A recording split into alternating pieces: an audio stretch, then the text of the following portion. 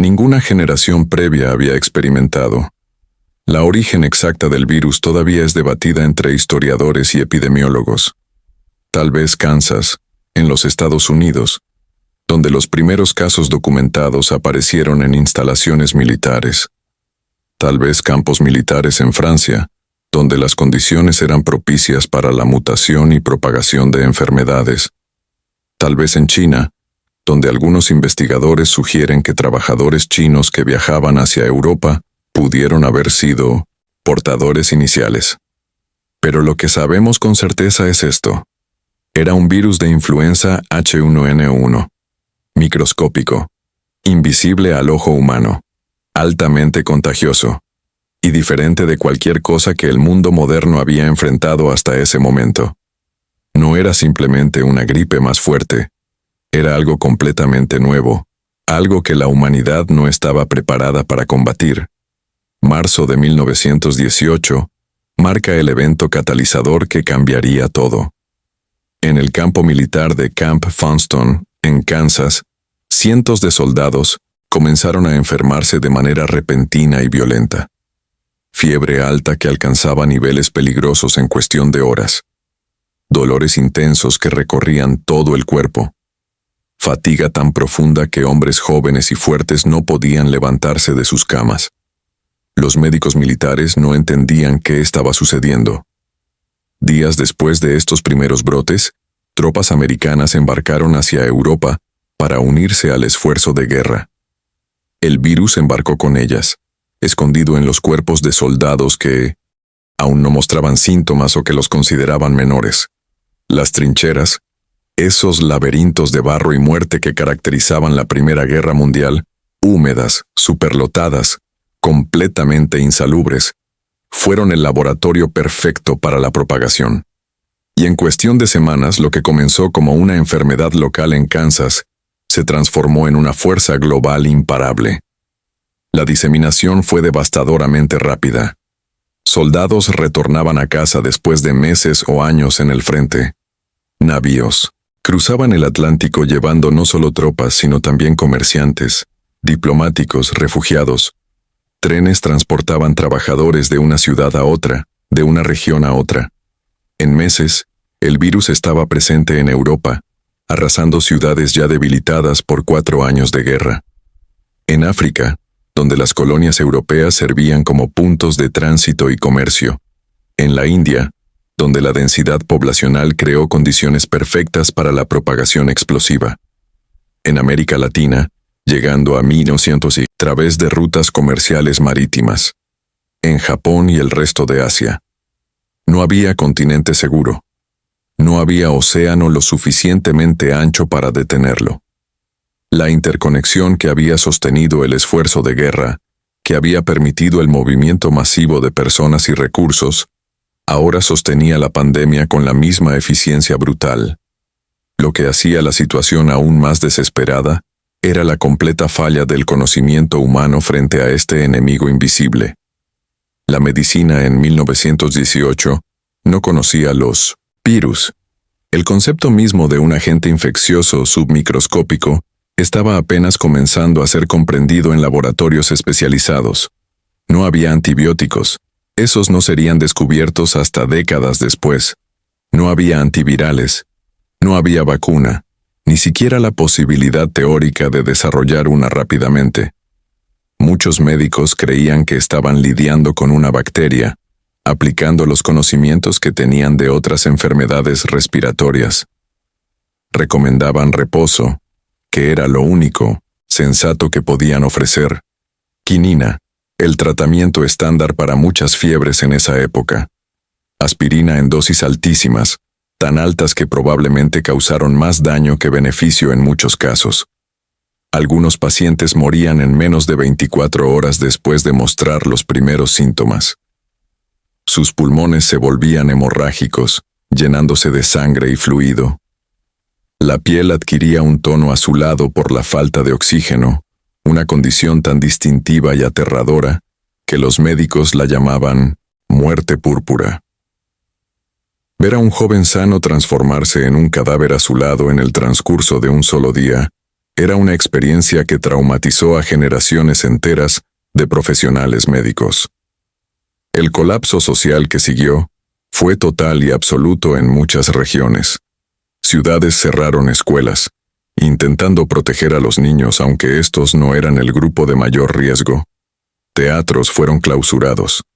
Iglesias, esos centros de vida comunitaria, tuvieron que cerrar sus puertas por primera vez en siglos. Máscaras se volvieron obligatorias en muchas ciudades, con policías multando o arrestando a quienes se negaban a usarlas. En algunas ciudades americanas, los servicios funerarios colapsaron tan completamente que empilaban cuerpos en carrozas tiradas por caballos, recorriendo las calles como en escenas medievales de la peste negra. En Filadelfia, las autoridades cometieron un error catastrófico al ignorar las advertencias médicas y permitir que un desfile masivo de apoyo al esfuerzo de guerra se llevara a cabo. Días después, los hospitales estaban desbordados de manera inimaginable. Familias enteras morían, a veces en cuestión de días, dejando casas vacías y niños huérfanos.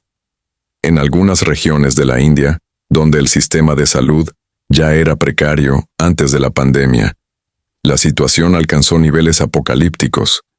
Los cadáveres eran dejados a las márgenes de los ríos sagrados, porque simplemente no había suficientes personas vivas y saludables para enterrarlos, según las tradiciones. Aldeas enteras fueron diezmadas, con tasas de mortalidad que alcanzaban el 30 o 40% de la población total. La crisis de información y la negación oficial empeoraron todo. España fue uno de los pocos países que notició abiertamente sobre la enfermedad porque no estaba bajo censura de guerra, siendo neutral en el conflicto.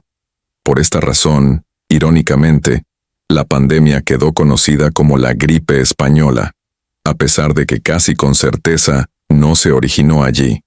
Los gobiernos de las naciones en guerra suprimieron información sobre la gravedad de la situación para mantener la moral elevada entre las tropas y la población civil.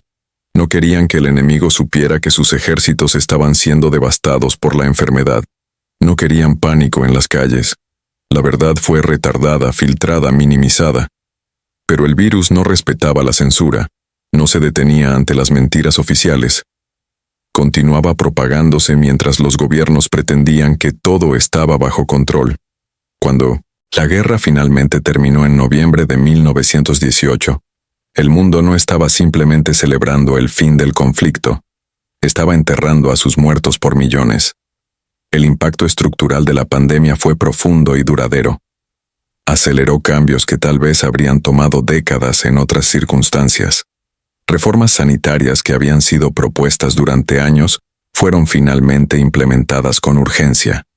Se crearon o fortalecieron sistemas de salud pública en países de todo el mundo. El monitoramiento internacional de enfermedades comenzó a desarrollarse como una prioridad diplomática y científica. Los gobiernos comprendieron que las enfermedades infecciosas no respetaban fronteras y que la cooperación internacional era esencial. La pandemia forzó a la humanidad a repensar su vulnerabilidad fundamental frente a enemigos microscópicos que no podían ser combatidos con ejércitos o armamento. La transformación cultural fue igualmente significativa, aunque menos visible. La guerra había marcado la política, había rediseñado mapas, había derribado imperios, pero la gripe marcó el subconsciente colectivo de una manera diferente, más íntima y aterradora. Instaló el miedo invisible, la comprensión de que la muerte podía llegar sin aviso, transportada en el aire mismo que respiramos. El vecino se convirtió en un riesgo potencial. El extraño en la calle era una amenaza. El simple acto de respirar en un espacio cerrado con otras personas se volvió algo a temer. La pandemia dejó una cicatriz silenciosa en la memoria colectiva de toda una generación. Y extrañamente, por décadas fue casi olvidada en el discurso público. Quedó sepultada bajo los relatos más heroicos y narrativamente satisfactorios de la guerra. Las personas querían recordar la victoria, el sacrificio de los soldados, los tratados de paz. No querían recordar la impotencia de morir sofocado en su propia cama mientras el mundo era incapaz de ayudar. Hoy, cuando miramos las imágenes de 1918 y leemos los relatos de sobrevivientes, es imposible no establecer un aponte con el presente. Calles vacías en ciudades que normalmente bullían de actividad. Máscaras cubriendo rostros en fotografías granuladas. Hospitales desbordados con pacientes en pasillos, en tiendas de campaña improvisadas en jardines y plazas. ¿Esto parece distante? ¿Algo confinado a libros de historia y documentales en blanco y negro? ¿O parece inquietantemente familiar? La gripe española fue un test brutal a la civilización industrial moderna. Demostró que todo el progreso tecnológico, toda la conectividad, toda la capacidad de movilizar recursos a escala global, podía convertirse en vulnerabilidad cuando un patógeno encontraba las condiciones adecuadas.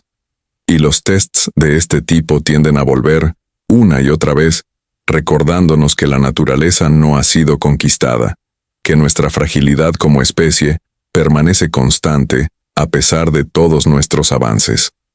La lección más importante que la gripe española nos dejó, no es solo sobre medicina o salud pública, aunque esas lecciones fueron cruciales, es sobre humildad, sobre reconocer que vivimos en un mundo donde lo microscópico puede derribar lo monumental, donde un organismo invisible puede cambiar el curso de la historia tanto como cualquier guerra o revolución. Es sobre entender que la preparación no es paranoia, que la cooperación internacional no es opcional, que la verdad en tiempos de crisis salva vidas mientras que el negacionismo las cuesta. 100 años. Después de que la pandemia finalmente disminuyera su furia en 1920, dejando un mundo transformado y traumatizado, estas lecciones siguen siendo relevantes, tal vez más relevantes que nunca. Yo soy quien observa el pasado para que podamos entender el presente, para que las 50 millones de voces silenciadas no sean olvidadas, para que recordemos que la historia no son solo fechas y números, sino personas que amaban, temían, esperaban y sufrían. Y juntos mantenemos viva esa memoria, no como un ejercicio académico distante, sino como una brújula moral que nos guía hacia un futuro donde estemos mejor preparados, más unidos, más sabios frente a las pruebas que inevitablemente vendrán. Te veo en la próxima era.